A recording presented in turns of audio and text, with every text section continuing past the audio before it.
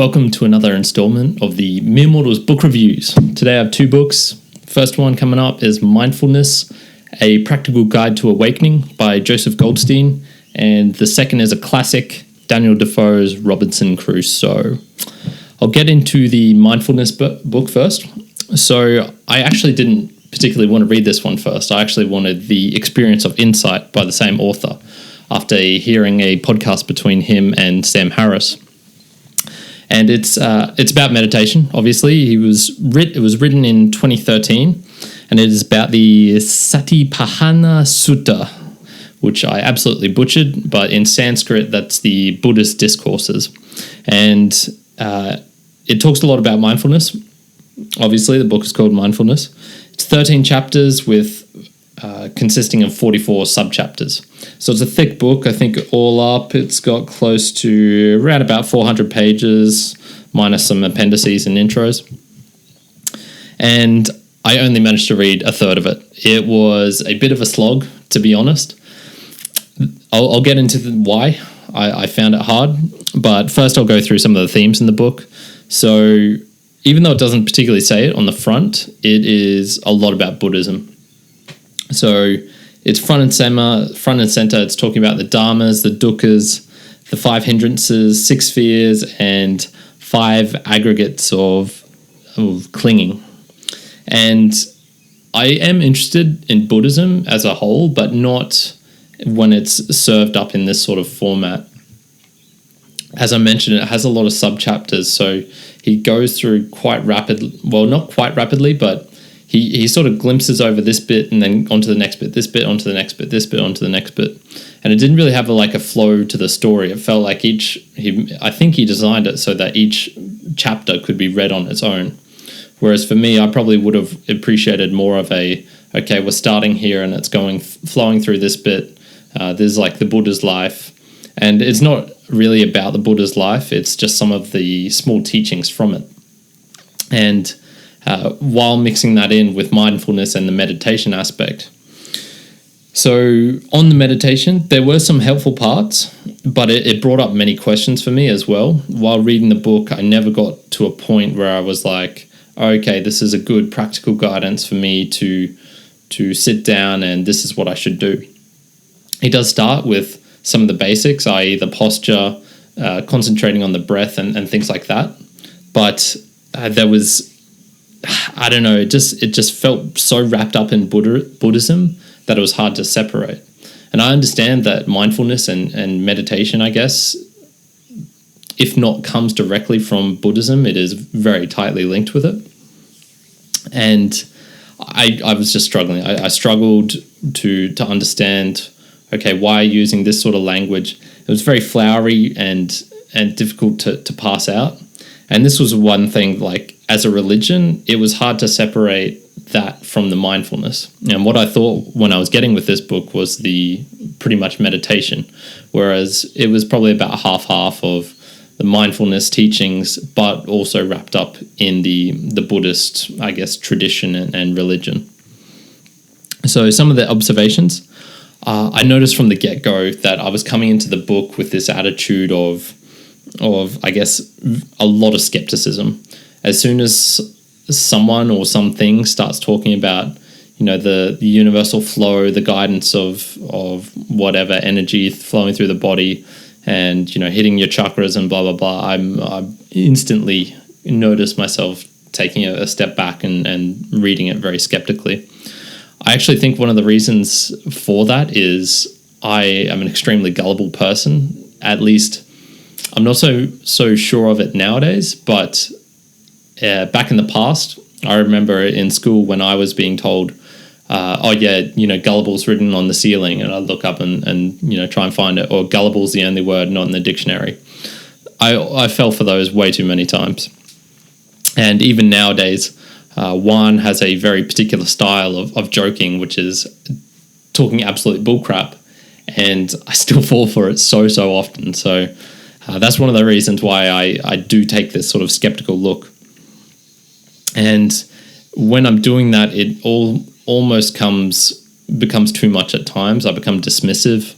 I try and find holes around theories and whatnot. I feel like perhaps if there was something as rock solid as evolution, and the evolution of theory of evolution by Charles Darwin started off as, I don't know, starting off with some flowery language, I would probably step back and then be trying to point out the holes in evolution.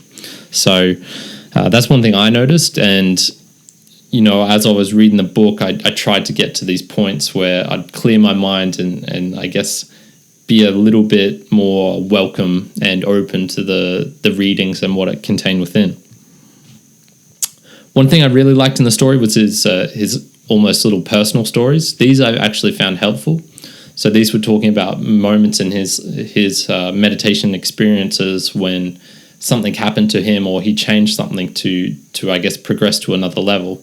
One instance for this would be he was becoming emaciated at one of the retreats because he was doing this sort of slow eating and really trying to experience every single aspect of eating a rice or whatever it was he was eating. And it got to the point where his teacher had to tell him, like, no, okay, you can take things too far because right now you are losing weight, becoming emaciated, doing the meditation and trying to do it correctly, but also, you're going to die if you keep doing this. So the Buddhist stories, one of the things that I struggle with those stories was I wasn't sure what percentage of them to take literally, because in religions it seems like nowadays you can sort of pick and choose what parts are acceptable and what aren't.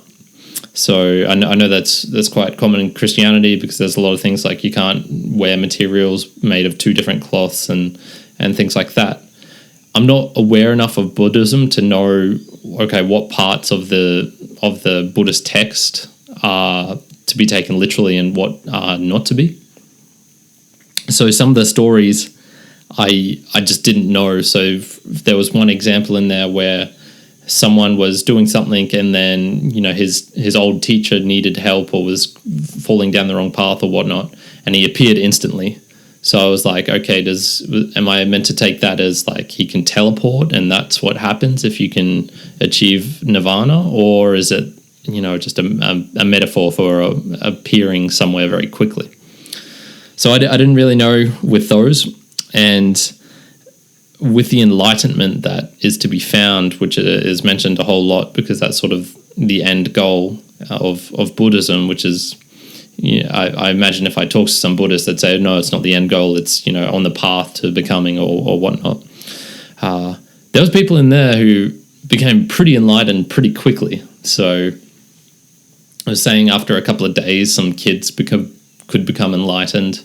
It was talking about how some guy, did all this whole years and years of meditation, and then the Buddha said a couple of words to him, and he took 3 steps, and then he became enlightened. It seemed pretty easy to do, and from what I gather from Buddhism is that it really shouldn't be that easy. So that was just another little observance I had. Overall, I really struggled with the book. As I mentioned, I only got through 1/3 of it before I just had to put it down. I couldn't separate the religion from the mindfulness, which was what I was wanting to get from it. And even then, the tasks and the I guess instructions in the book weren't suitable for my level. They were maybe a little bit too high for me, and they were just clouded in this murkiness of religion. So I had to sort of take a step back and say, like, no, I can't read this all the way through. So overall, I don't like giving low reviews, but I'm giving it a 3 out of 10. Helpful for some people, but not for me, I think. On to the next book, Daniel Defoe's Robinson Crusoe. Love that rhyming. So this was written in 1719. It's about a young Englishman who ran away from home, and he basically did so at against his parents' wishes. And so he traveled on a couple of ships, got in a couple of shipwrecks, had some crazy experiences, ended up in Brazil and becoming a very wealthy plantation owner there. So he's doing pretty good with his life after some mishaps at the start. Has this sort of like adventurous spirit in him, or this something pushing him on so that he can't stay content in one place. And he leaves Brazil on another ship going to get slaves from Africa, and that's when his ship gets shipwrecked again. And he's the only survivor on this island. And basically the ship is sort of stuck out to sea a little bit, but he manages to make multiple trips going out to and from the ship, from the island, to collect supplies, and ends up with basically a huge amount of supplies and just himself on this deserted island. He spends 28 years there with a lot of ingenuity, and towards the end gets into a couple of fights with the cannibals on some neighboring islands, and finally gets rescued, and I guess lives out the rest of his life in England, and I think maybe he goes back to Brazil at the end as well. It's a very short bit. The whole of the book is basically concentrated on his experiences on this island, which can't remember what it was called, Pala something, or no, not Pala. That was from another book. Doesn't matter. If he named it, it's only mentioned once or twice. Themes of the book: solitude. So it's basically a lot of it's exploring his experiences as him being on his own and trying to, I guess, live and find a way to navigate in this world completely cut off from all human contact, and only I think he has a couple of cats and goats. Not sure if he even has a dog for companionship. So it's interesting because it sort of becomes like a crushing penalty if imposed involuntarily. So, and you see that in the prisons where solitary confinement is basically, the worst thing that can be done to someone. And in this case, it was enforced on him. He didn't get the chance to be on this island. So it's the full effect of it is really hitting him. He, if not go through periods of craziness, does have some mental episodes where you could see him really deliberating. Is it worth living? Is it worth trying to stay alive? What's the point? And he goes through a lot of factors where I guess he's losing the meaning in life. He has a parrot as well. And at the end, he eventually gets some contact. He saves one of the cannibals, and he calls him Friday. My man Friday, which I actually never understood. I'd heard that in plenty of other references. I think in Simpsons and maybe a couple of cartoons or TV shows or something. And I never understood where that was from. Now I do. So it was good to read the book just for that little experience. He turns to the Bible quite readily as well in his solitude, and I think he uses that as a way to find meaning in his life. Not being a particularly religious man before the experience, and then I guess having an awakening of sorts while there. And, I guess if you're on your own and you have a book which has writing in it which is not yours, it's almost like a way of communicating with other people. So, or getting the ideas of other people, because you're just stuck inside your head on your own there. And so he latches to that. I won't get too much into the religion aspect of it. It was not that important for me. The next and major theme that I felt was the perseverance, pushing through beyond boredom, the monotony by being practical. So he basically uses all his time to just, I guess you'd call it self-improvement, to pursue, I guess, luxury and making things as easy for himself as he can. And I think when you're in that sort of situation, you really don't have much else you can do. You could potentially turn to artworks and create art. But for him, it was, no, okay, I'm going to, kill these goats and I'm going to make a skin out of them. Eventually, all his clothes turn to tatters, so he has to learn how to sew. Then he has to learn how to cook. And he, basically just go through this whole experience of learning everything that can be learned with the resources available to him. It's not like he's, creating croissants in his dirt hut bakery. Almost all of the book is actually on this. So it's about his inventions, his problem solving, and it's interesting to see that he's not actually a practical person at first, but he quickly learns. And I think, you hear a lot nowadays of people saying, there's no way we'd be able to do that. We're so sheltered. We're so blah, blah, blah. I feel that if we were in similar situations, not everyone, it would depend on a certain type of temperament, and there definitely are people who just cannot understand like the mechanical locking of things and how physical objects interact with one another. But I can see, would believe that most people, when it comes down to it, if your life is on the line, you're going to learn how to cook and plant and sow and kill animals and all those sorts of things. Given, I suppose the opportunity to. So if you have some guns and whatnot, you're probably going to learn how to use them and to kill them. You're probably going to learn how to develop snares and traps and things like that. My observations from the book, the English was difficult at times to understand, nowhere near the level of something, say, like Walden by Thoreau, but there were parts where it was like, okay, I'm not really sure what he's talking about here. These were mainly the internal monologues. As I mentioned, most of the book is his practical experiences. But when he gets to talking about religion and I guess the interactions of man and God and things like that, the language that he uses there is very it's difficult to get what he's trying to really, really say.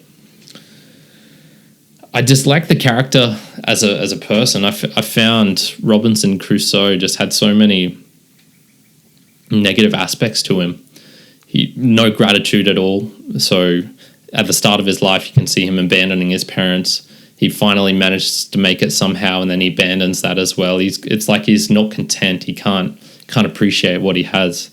Disrespectful to other people at times. Doesn't seem to be accountable to himself. He doesn't take it upon himself. Why did I do this? This is my fault. Why did I go out again and do these? No, it's always blaming the universe and sort of just the self-pity, which is just a bit gross to see. He makes plenty of promises to himself as well. After his first shipwreck, says, I'm never going to go out again, swears to God he'll never do it, and then within a couple of weeks or something, he's back on the ships. So as far as the character in itself, as a person, I sort of disliked it. He has good qualities as well, but on the whole, I've felt very little pity for him because just so much of the stuff seemed to be his fault. The racial stereotyping. So if you are an SJW, beware of this book. It goes pretty heavy. So especially when he's talking about the cannibals, the savages, the black people, the slaves. No punches to hold. There's a book from 1719, so you're going to get the full-blown, this is what they thought of black people back then. And it's not pretty to see.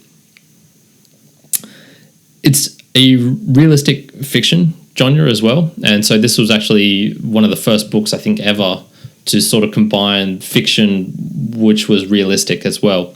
So all books, I think, before this sort of it was very obvious in the fiction that it was not a real life sort of fiction. It was I don't even know if they discussed outer space and things like that then, but this was one of the first books to be written like that. So it was based on a couple of characters, Alexander Selkirk, who actually was a castaway on an island, and some other sort of people were all merged in to create this character. So overall, I enjoyed the book. It was, how many pages was it? 280, roughly like that. Interesting book. And I suppose there were points in it where I did notice my mind slipping and not really paying attention. So I think it was interesting. It was okay, about middle of the road. So I gave it a 5.5 out of 10. So those were the two books: Daniel Defoe's Robinson Crusoe, Mindfulness, A Practical Guide to Awakening by Joseph Goldstein. Hope you enjoyed.